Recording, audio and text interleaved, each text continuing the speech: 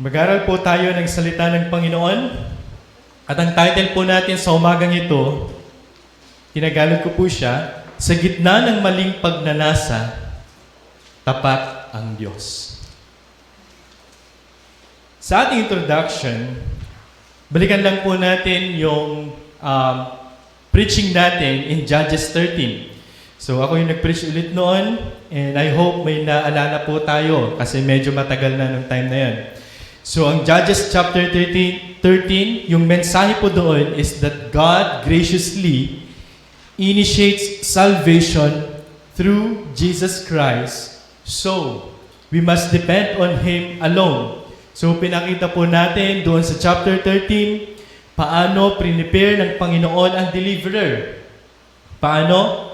Una is through a miraculous birth. Makikita natin ito in verse 2 and 3. Yung nanay ni Samson dito is barren.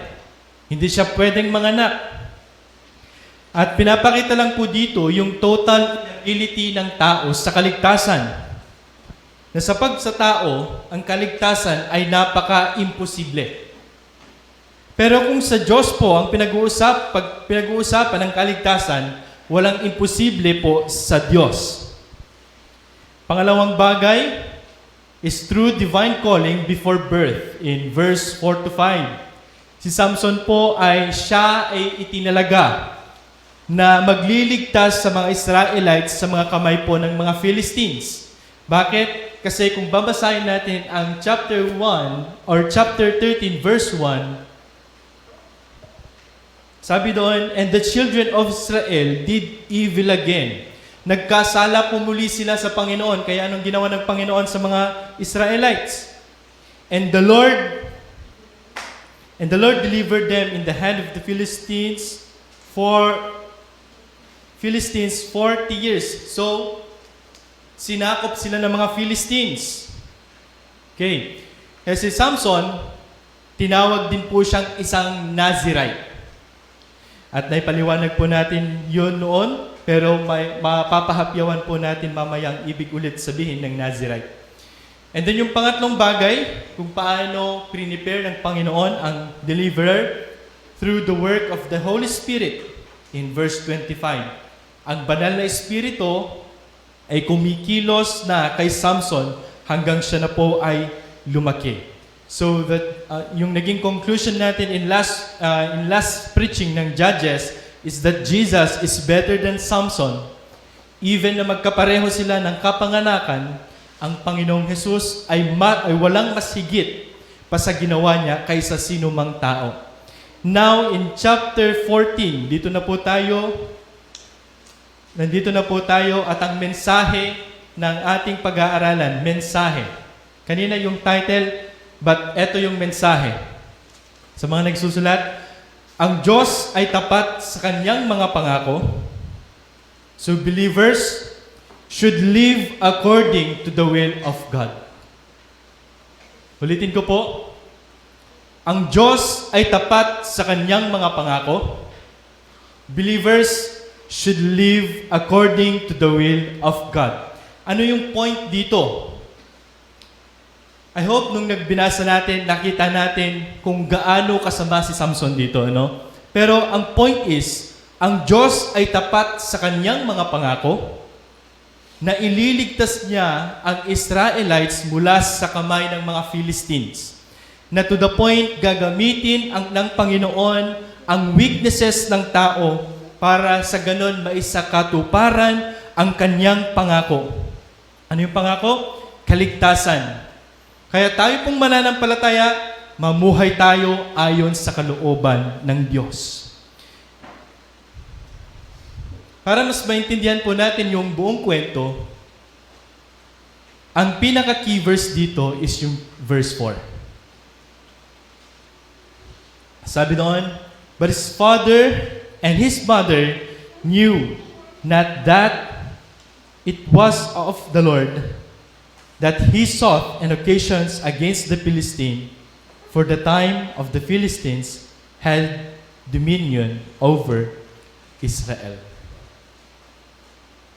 Ngayon, the question is, Paano kumikilos ang Diyos sa gitna ng maling pagnanasa at kapalpakan ni Samson? Meron lamang po tayong dalawang bagay or dalawang puntos. Ibibigay ko na po sa inyo.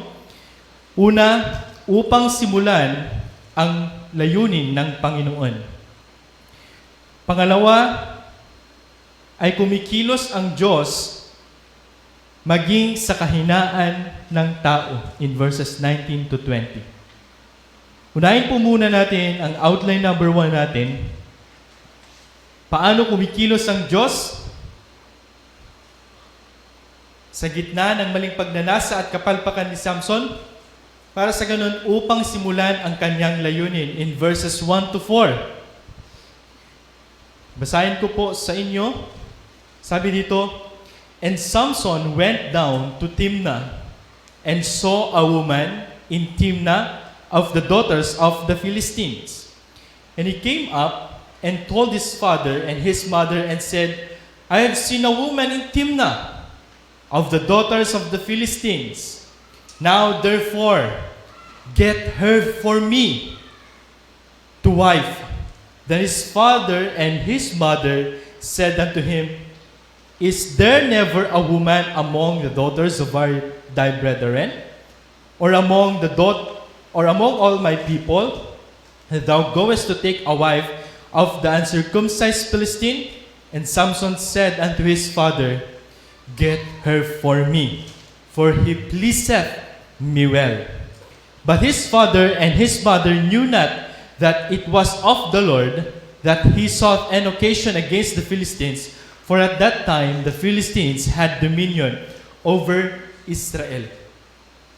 So ang Panginoon, paano kumikilos ang Panginoon sa gitna ng pagnanasa at kapalpakan ni Samson upang simulan ang kanyang layunin? The point is, gagamitin ng Diyos ang mismong kahinaan ni Samson, ang kanyang pagkikipag-ugnayan sa mga Filisteo, ang kanyang pagnanasa sa laman, ang kanyang paghihiganti, at ang kanyang mainitin na ulo upang magdulot ng paghaharap sa pagitan ng dalawang bansa. Ngayon, anong ginawa ni Samson? Meron pong 5 bagay dito, or kung napansin nyo nung nagbasa kayo, meron pong repeated words dito. Kung papansinin nyo, in verse 1, and Samson went down to Timnah. Verse 5, Samson went down with his father and mother. Verse 7, and then he went down and talked to the woman. Verse 10, his father went down to the woman. Verse 19, and he went down to Askelon. Ano yung repeated words dito? The word is went down. Anong point dito? Ito po yung isang pattern. Ito po ay isang pattern ng pagbagsak ni Samson sa kasalanan. Hindi lang po ito yung movement ng kanyang katawan na pumunta siya, bumaba siya. Bagkus, ito po yung movement po ng kanyang puso. At pinapakita po nito ang realidad ng kasalanan. Na si Samson po ay sinusunod lang po niya yung kanyang sarili, went down. Kaya kung titignan natin, paano pa rin ginamit ng Panginoon si Samson despite sa kanyang mga flaws and selfishness. In verse 1 sabi niya, and Samson went down to Timnah. Gusto niyang pakasalan ang isang babae sa Philistine na nakita niya. Pero sabi ng magulang niya, kumbaga parang nag-interfere yung kanyang magulang. Sabi ng kanyang tatay at nanay, but his father and mother said to him, wala bang mga babae doon sa mga mga kamag-anak natin? O kaya naman doon sa ating pamilya o sa angkan natin? So dito pinapakita na tinutuwid si Samson ng kanyang mga magulang.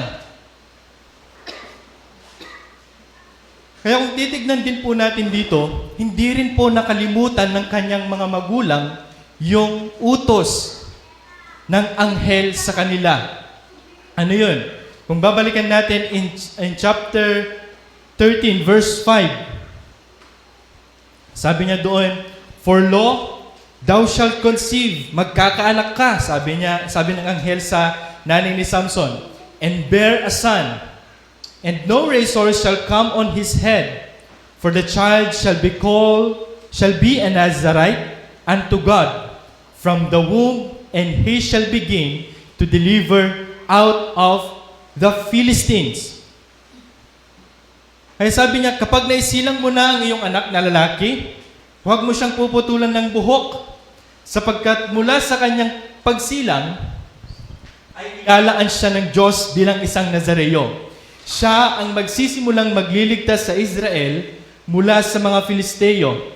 Na ito pong si Samson ang magliligtas sa mga Israelites mula sa mga kamay ng mga Philistines. Kaya ang gusto po ng kanyang magulang na mapakasalan ay walang iba yung mga kamag-anak nila o kaya doon sa angkan nila. Pero gusto ko pong pansinin ninyo, yung sabi niya doon that you must go, take a wife from the uncircumcised Philistines. Anong point dito? Si Samson ba ay gusto niyang mag-asawa ng Pilisteyong hindi tuli, sabi niya? Pero anong ibig sabihin ng circumcision ito? Yung circumcision po dito is a sign that na yung pamilya ay meron pong personal covenant or relationship po nila sa Panginoon as part of His people. Kaya makikita natin in Genesis chapter 17 verses 10 to 11. Yung covenant po na ito, yung circumcision ay ibinigay po kay Abraham. So yung Abrahamic covenant, at ito po yung palatandaan na kayo ay aking tipan, sabi ng Diyos kay Abraham. Point. Ang Philistines po ay walang personal na relasyon sa Panginoon. In short, hindi po ligtas ang mga ito, mga Philistines.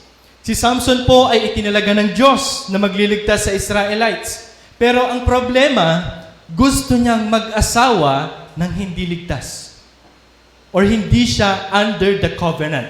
Tapos sabi pa niya, kung papansinin niyo, sabi pa ni Samson, "Get her for me." Sabi niya sa kanyang tatay, "For she is right in my eyes." Tama siya sa aking mga mata. Kunin niyo para sa akin. Makikita natin dito yung rudeness ni Samson dito sa kanyang mga magulang para lang mapakasalan niya yung isang babaeng Philistines. Kung titignan natin, sila po ay nasa pagkaalipin ng mga Philistines dahil sa kasalanan ng mga Israelites. Ang salitang "right in my eyes" po dito, ibig sabihin, na sinasabi po ni Samson dito, ay paraan ng pamumuhay at pagtingin sa moralidad na nakita natin na niyayakap ng buong Israel ang paggawa ng masama sa paningin ng Diyos dahil ito ang inaakala nilang tama sa sarili nilang paningin. Tama ba na pumili si Samson ng mapapangasawa niya na hindi under sa covenant? Siyempre hindi. Ito po ay paglabag mismo sa kalooban ng Panginoon. Challenge. Huwag po tayong pumili ng mapapangasawa natin or magiging karelasyon natin na wala pong relasyon sa Panginoong Jesus. Huwag tayong maging kagaya ni Samson na pumili hindi under the covenant. Kung babasahin din po natin in 2 Corinthians chapter 6 verse 14 to 16, huwag kayong makisama sa mga hindi sumasampalataya na para bang kapareho niyo sila. Maaari bang magsama ang katuwiran at kalikuan o kaya ang liwanag at kadiliman? Maaari bang magkasundo si Kristo at ang dyablo? Ano ang kaugnay ng hindi sumasampalataya at di sumasampalataya? O di kaya'y templo ng Diyos sa Diyos-Diyosan? Hindi ba tayo ang templo ng Diyos na buhay? Siya rin ang may sabi, "Mananahan ako at mamumuhay sa piling nila." Ako ang magiging Diyos nila at sila'y magiging bayan ko. Gusto ko din pong i-quote yung sabi ni Michael Wilcock dito. There is no such thing as harmonious coexistence between the church and the world.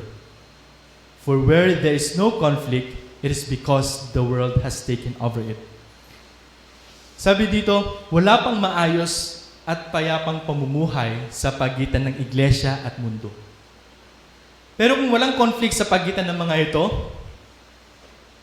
kasi ang nangingibabaw na po ay ang kamunduan. Naging payapa ba si Samson dito? Hindi eh. Ang nakita niya, pansarili lang niyang ginagawa ay tama sa kanyang mga mata. Nangingibabaw dito ang kamunduhan sa kanya kaysa sumunod sa kalooban ng Panginoon or sa kalooban ng Diyos. Brother, wala naman kasi talaga sa loob yung gusto ko eh. Walang pogi, walang maganda, walang pumasa sa standards ko. Tsaka hindi na pwede, brother eh. Siya na talaga yung gusto ko. Yung bang kinikilig pa tayo? Pero kung ganun po yung sitwasyon, mga kapatid, dalhin po natin sa Panginoon ang mga karelasyon po natin, walang relasyon sa Panginoon. Dalhin nyo sa church, sa fellowship, sa gatherings. Hindi siya outgoing eh. Pilitin mo siya. Hindi yung tinatago mo siya. Huwag natin hayaan, hindi natin madalas sa Panginoon. And in the end, ikaw ang magsasuffer. Kaya kung hinahayaan natin na hindi natin sila dinadala, parang sinasabi natin, hindi niya na kailangan ng gospel. The worst is, baka tayo yung humahadlang na marinig nila yung ebanghelyo. Maski nagla-live pa yan, ipakilala natin sa church, ipaalam natin sa church.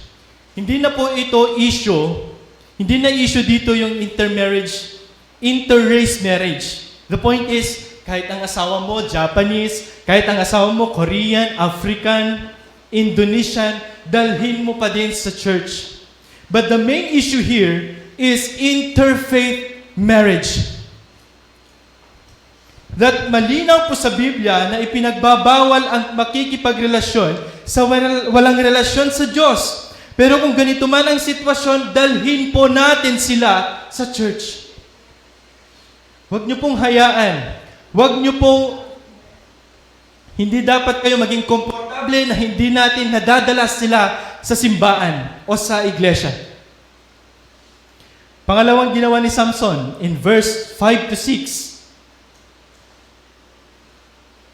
Dito na naman, sabi niya, Then went Samson down, and his father and his mother to Timnah, and came to the vineyards of Timnah, and behold, a young lion roared against him.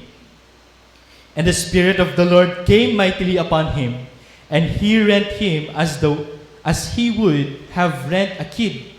And he had nothing in his hands, but he told not his father or his mother that what he had done. So makikita na natin, nag-e-escalate na yung kasalanan na ginagawa ni Samson. Nung una, si Samson, siya lang mag-isa pumunta, bumaba sa Timnah. Ngayon, dito sa verse 5, meron na siyang kasama. Sino na yung kasama niya? Ang kanyang tatay at ang kanyang nanay. So nag-e-escalate na yung selfish desires ni Samson. Sinama niya pa yung kanyang mga magulang. Kaya kung titignan natin, mukhang spoiled pa si Samson dito eh. Siyempre, nag-iisang anak. At habang papunta po sila, may umangal po na batang leon sa kanya. Pero, anong ginawa ni Samson? Pinatay niya. Paano niya pinatay? Gamit lang po ang kanyang kamao, ang kanyang kamay. Kaya kung titignan natin, napakalakas talaga ni Samson. Pero kung naaalala po natin, hindi pwedeng gawin ng Nazirite yun eh. Di ba? Anong hindi pwedeng gawin ng Nazirite? Hindi sila pwedeng uminom ng ipinagbabawal, kumain ng ipinagbabawal, at kumain mula sa ipinagbabawal. Ngayon, ang nangyari, si Samson po dito, nung napatay niya yung leon, nahawakan niya yung leon. So, ibig sabihin, nagkasala na siya sa Panginoon.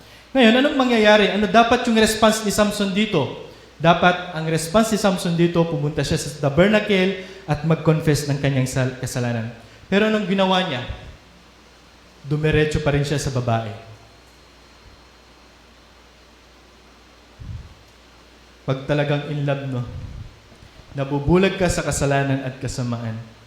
Sabi ng awit nga, kapag tumibok ang puso, wala ka nang magagawa kundi sundin ito. Verse 7 hanggang 9. Sabi niya dito, and he went down na naman dito. And he went down and talked with the woman, and she pleased Samson well. And after a time, he returned to take her, and he turned aside to see the carcass of the lion, and behold, there was a swarm of bees and honey in the carcass of the lion. Anong pinapakita dito? Nag-escalate na naman yung kasalanan ni Samson. Nung una, siya lang pumunta. Nung pangalawa, sinama niya yung kanyang tatay. Ngayon, dito sa pangatlo, kinausap na niya yung babae. At sabi, and she pleased Samson well.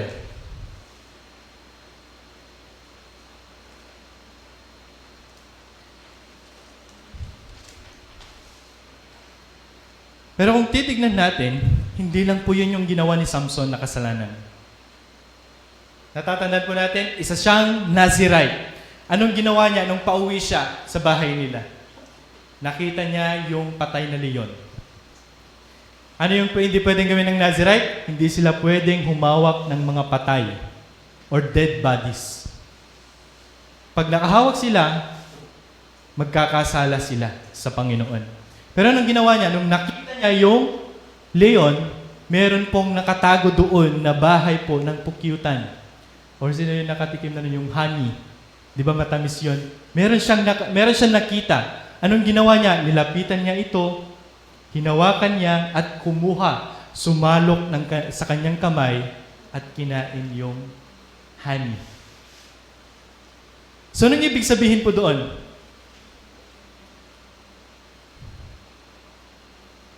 Si Samson po, the point is, wait lang bago yan. Nung pag-uwi po niya, di ba nakakuha na siya ng honey? Nung pag-uwi niya, binigay niya pa sa kanyang nanay at tatay. Binigyan pa niya. Anong ibig sabihin? Ano yung point? The point is, hindi lang po lumabag si Samson sa kasunduan, kundi nandamay pa siya sa paglabag. Dinamay niya pa yung kanyang nanay at tatay sa kanyang kasalanan.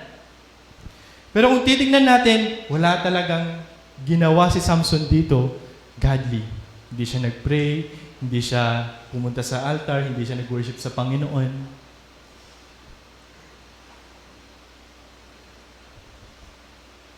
Verse 10.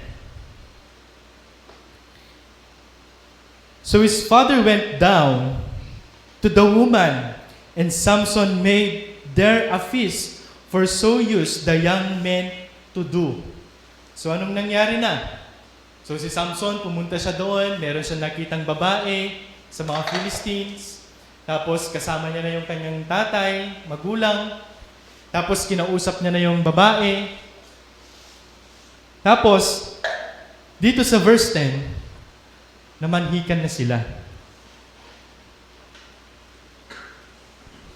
Na yung tatay niya na po mismo pumunta sa mapapangasawa ni Samson. Nag-prepare din si Samson dito ng handaan. At nung pagdating nila doon, nakita ng mga Filisteo sila Samson, edi anong nangyari? Binigyan ng mga Filistine ng 30 na abay si Samson. So dito na natin makikita kung paano po ginagamit ng Diyos. Kung paano ginagamit ng Diyos ang sitwasyon, kahit komplikado o magulo ito, upang sa ganun, itulak ang plano ng Panginoon. So, anong nangyari? Nagbigay si Samson ng bugtong. In verse 13 to 14, sabi niya doon, kung sinong makakasagot ng kanyang bugtong, bibigyan siya ng reward. Verse 13, and Samson said to them, let me now put a riddle to you. If you can tell me what it is within the 7 days of the feast, and find it out, then I will give you 30 linen garments and 30 changes of clothes. But if you cannot tell me what it is, then you shall give me 30 linen garments and 30 changes of clothes. And they said to him, put your riddle that we may hear it. And he said to them, out of the eater came something to eat. Out of the strong came something sweet. And in 3 days, they could not solve the riddle. So nagbigay po dito si Samson ng pustahan. Gumawa si Samson dito ng pustahan. Sabi ni Samson, o sige, bibigyan ko kayo ng bugtong. Kung sinong makakasagot nito, bibigyan ko ng reward. Pero kung hindi nyo naman masasagot ang aking bugtong, ako naman nagbigyan ninyo. Ngayon, binigyan sila ng bugtong. At kung titignan natin, babasahin natin sa mga kasunod na verse, merong ginawa ang kanyang asawa. Mapapangasawa. Sinuyo niya si Samson hanggang masabi niya yung sagot sa kanyang bugtong. Hanggang sa ikapitong araw, wala pa rin nakakasagot. Sabi ng mga Filisteo sa babae, suyuin mo yung mapapangasawa mong si Samson para ibigay sa iyo yung sagot. Sinuyo nga ng kanyang asawa. Tapos, nung hindi binigay ni Samson ang answer, umiyak yung babae. At hanggang walang katapusang pag-iyak. Ngayon, in 7 days, sa ikapitong araw, binigay na ni Samson yung sagot ng kanyang bugtong. Anong pinapakita dito? Yung inability ni Samson muli para mag-isip ng katuwiran. Pag na-confront siya ng babaeng tama sa kanyang mga mata. Tignan natin, ang rupok ni Samson dito sa kanyang mapapangasawa. Kaya natalo si Samson sa sugalan. Anong ginawa ni Samson? In verse 19, and the Spirit of the Lord came upon him, and he went down to Ashkelon, and he went down, sabi na naman ng Bible, and he slew 30 men of them, and took their spoil, and gave change of garments unto them, which expounded the riddle, and his anger was kindled. And he went down, and he went up to his father's house. Anong sinasabi po dito? Pinagpapatay ni Samson yung mga Philistines para kunin yung kagamitan nila at ipangbayad sa kanyang pagkakautang. Tama ba yung ginawa ni Samson dito? Kung i-weigh natin yung sa panahon natin ngayon, syempre hindi. Kung papatay ka ng tao upang mabayaran ang iyong pagkakautang, sa pinagkakautangan mo? Parang hindi Di ba? It's a crime. Ewan ko kung napanood nyo na po yung balita kamakailanman. Meron daw pong isang delivery rider na natalo sa scatter. Ang ginawa niya ng hold up ng isang store. Bakit daw? Nung in-interview, natatakot daw kasi sa kanyang asawa kasi wala siyang maibigay na pera. What's the point? Same thing din kay Samson dito. Iba lang yung story, pero same plot. Pero kung titignan po natin, na kahit ganito si Samson, he was driven by his anger, emotion, self-centeredness, pinagpapatuloy pa rin ng Diyos ang kanyang gawain sa kabila ng kanyang kahinaan. Kaya kung titignan natin, in verse 19 to 20, or paano kumikilos ang Panginoon sa gitna ng kahinaan ni Samson at kapalpakan niya, kumikilos pa rin siya maging sa kahinaan ng tao. The point is, God is giving Samson superhuman strength, the one thing he needs for him to cause the division between Israel and Philistines. which God's people, though they don't realize it, desperately needed. Binibigyan pa rin si Samson ng supernatural strength. Imagine nyo yun? Pinatay niya yung isang leon, gamit lang yung kanyang kamay. Pumatay siya ng maraming Philistine, gamit lang ng panga ng leon. Verse 6, sabi niya doon, "And the Spirit of the Lord came mightily upon him." At pinalakas ng Espiritu ng Diyos si Samson. Verse 19, at pinalakas ng Espiritu ng Diyos si Samson. So dito po, sinisimulan na ng Diyos na iligtas ang mga tao niya sa pamamagitan ng paghihiwalay niya sa kanilang marriage, idols at maging ang mundo. Pero bakit ganito? Ang question is, bakit ganito yung ginagamit ng Panginoon? Babaero, brutal, mainitin yung ulo. Bakit hindi yung mga godly men, women, o kaya yung mga mababait na lang? Diba? Napaisip po kayo? Pero kung ganito po yung pag-iisip natin, parang nilalagay natin ang Diyos sa isang box. Ibig sabihin, nililimitahan natin yung kakayahan ng Diyos. At hindi na siya pwedeng gumamit pa ng iba. Ibig sabihin, nagtatrabaho po ang Panginoon. Ibig sabihin, nagtatrabaho ang Panginoon, hindi na sa biyaya, kung ganun. Pero gusto ko po makita ninyo, or gusto ko po makita natin, na ginagamit ng Panginoon, even yung mga flawed person, or yung mga makasalanang tao, para ipakita sa atin na ang kaligtasan po ay hindi po nababase sa abilidad ng tao, sa kalakasan ng tao o kakayahan ng tao, katalinuhan ng tao. Kundi dahil lamang po, ang kaligtasan po ay dahil lamang po sa biyaya ng Panginoong Jesus lamang.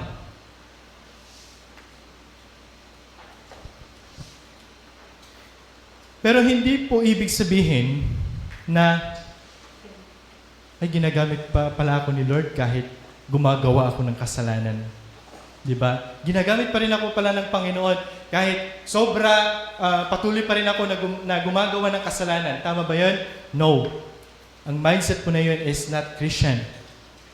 Kundi, sabi ni Paul, sa biyaya palang kaligtasan, pwede na ako magkasala. Sabi ni Paul, pinagbabawal ng Diyos. Point. Huwag po natin gawing lisensya ang biyaya ng Diyos para tayo ay gumawa ng kasalanan. Hindi rin po applicable dito yung carnal Christianity. Walang Christian and the same time, carnal. This person is not saved. So therefore, mamuhay tayo ng naaayon po sa biyaya ng Panginoon. Huwag po natin gamiting lisensya ang biyaya ng Diyos para tayo gumawa ng kasalanan. Ligtas na pala ako, okay na ako gumawa ng kasalanan. No. Anong makikita natin dito in connection sa gospel?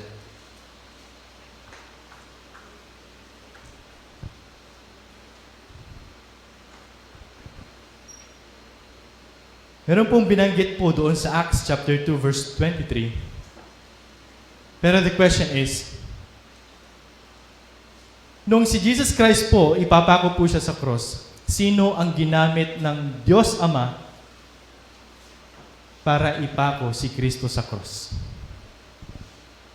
Ang tao. Ang mga makasalanang tao. Pero alam ba ng mga tao na yung ginagawa nila kay Kristo ay ginagamit ng Diyos iyon para may sakatuparan ang kaligtasan? Hindi. Pero bakit ganon? Kung titignan natin po, ang ginamit ng Diyos Ama para isakatuparan ang kaligtasan natin ay walang iba tayong mga makasalanan na tao. Anong sinabi nila ni Pilato? Sinong gusto niyong pakawalan ko? Si Barabas ba o si Jesus? Anong sabi ng mga tao? Si Barrabas. Pero si Jesus dito, wala siyang kasalanan. Anong gusto nyo nga gawin ko kay Kristo na sinasabi nyo? Anong sinasabi ng mga tao? Nag-sign sila ng cross. Crucify Him. Crucify Him. Hindi po aware ang mga tao na yung ginagawa ng mga taong ito na pagpapapakos sa krus kay Kristo ay ginagamit po iyon ng Diyos Ama upang sa ganun magkaroon po tayo ng kaligtasan.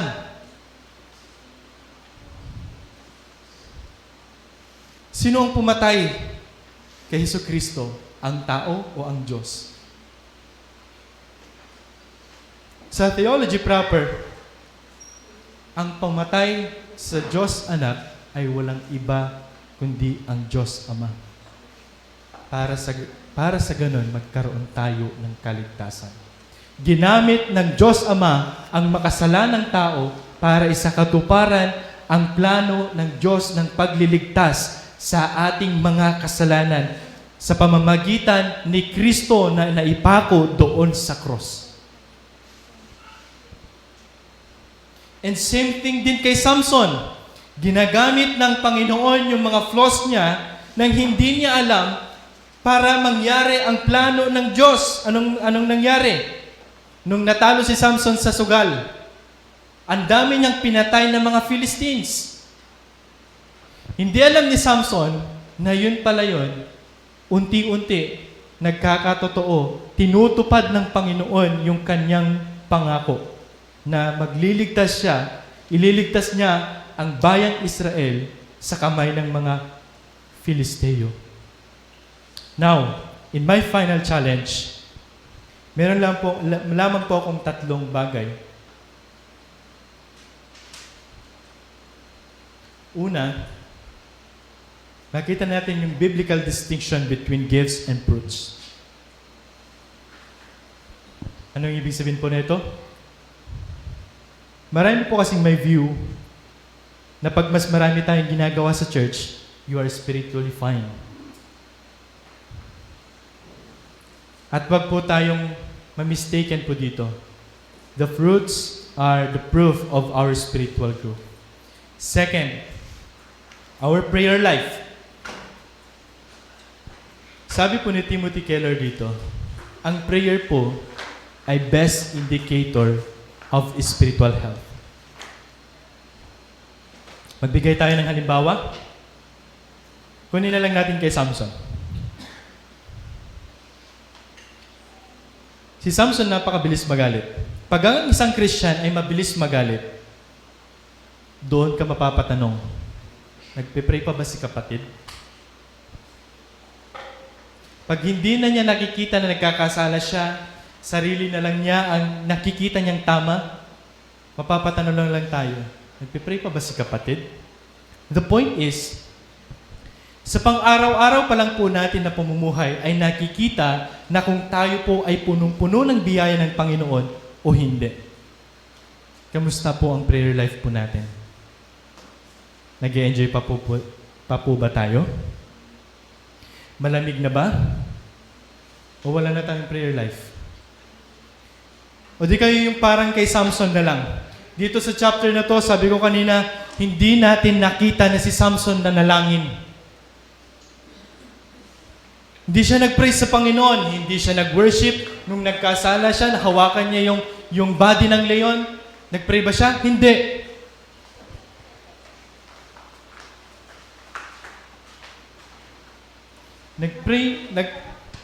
Kung titignan ninyo, yung pag-aaralan natin in next week, nag-pray na lang siya nung nawala na sa kanya yung kapangyarihan ng Diyos. The same thing sa atin. Nagpe-pray na lang ba tayo kung nangangailangan tayo at kailangan natin ang tulong ng Panginoon? Alam niyo po mga kapatid, ito po. Alam niyo sa prayer meeting po, pag nagko-close po kami ng prayer, sabi namin, Lord, kausapin niyo po yung mga kapatid namin na hindi nakakapunta. Sana makasama din po namin sila sa gawain ng panalangin. Brothers, sisters, suportahan din po natin ang prayer meeting natin. Regardless po kung ano yung pinagkakabisihan po natin o kaya kung ano yung ginagawa natin. Makita po natin that the prayer po is the best indicator of our spiritual health. Kaya, sa part pa lang po na yun, suportahan na po natin yung prayer meeting po natin.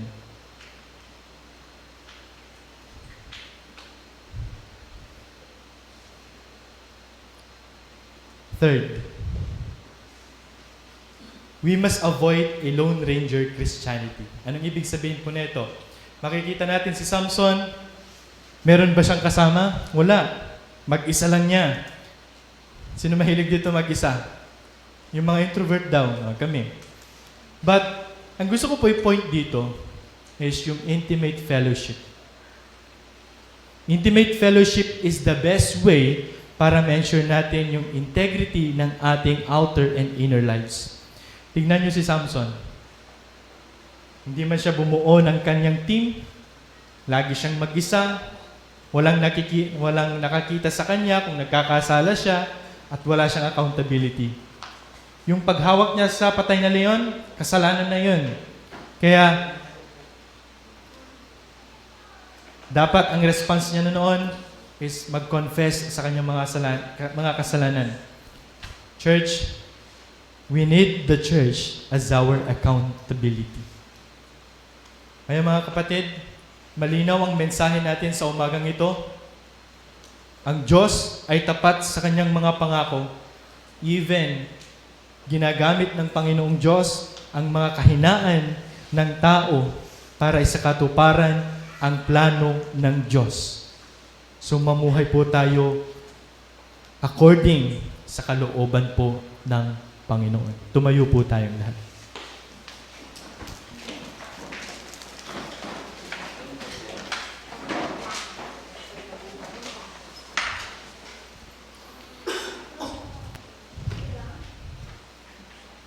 Aming Ama na mapagpala at dakila sa lahat, maraming salamat po, Ama, sa oras na ito, sa napag-aralan po namin, Panginoong Diyos, that even our weaknesses ay ginagamit niyo po, Panginoong Diyos, upang sa ganun, maisulong lang po ang inyong mga plano. Salamat, Panginoong Diyos, dahil ang kaligtasan ay hindi nababase kung ano yung kaya namin gawin, hindi nababase sa abilidad namin, dahil in the first place, Panginoong Diyos, ang kaligtasan ay napaka-imposible sa aming paraan. But because of your grace, ikaw, Panginoong Diyos, ang nagbigay po sa amin. Gumamit ka, Panginoong Diyos, ng mga makasalanang tao tulad namin upang isakatuparan ang plano niyo pong pagliligtas sa amin, Panginoong Diyos. Salamat, Panginoon, sa biyaya po ninyo na ikaw ang nagbigay po sa amin ng kaligtasan na nagmumula sa pamamagitan ni Jesucristo lamang, Panginoong Diyos. O Ama, pagpalain niyo po ang bawat isa sa amin. Pinupuri ka namin sa pangalan ni Jesus. Amen.